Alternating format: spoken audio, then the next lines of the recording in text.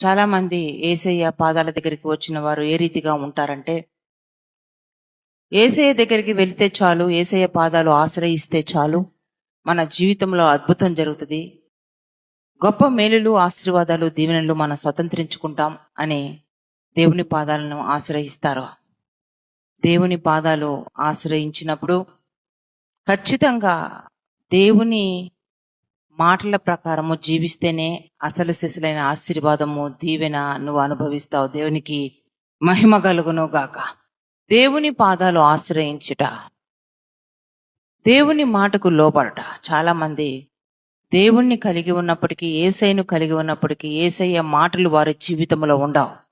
వారు అనుకుంటారు, మా గృహంలో యేసయ్య ఫోటో ఉంది, నా ఇంటిలో యేసయ్య వాక్యం ఉంది అని అనుకుంటారు. ఉండాల్సింది ఇంటిలో కాదు, వాక్యం ఉండాల్సింది నీ హృదయములో. నీ హృదయములో దేవుని మాట ఉండాలా? నీ జీవితంలో దేవుని మాట నెరవేర్చే వ్యక్తిగా నువ్వు ఉండాలా? దేవుని మాట ప్రకారము జీవించే జీవిత విధానము కలిగి ఉండాలా?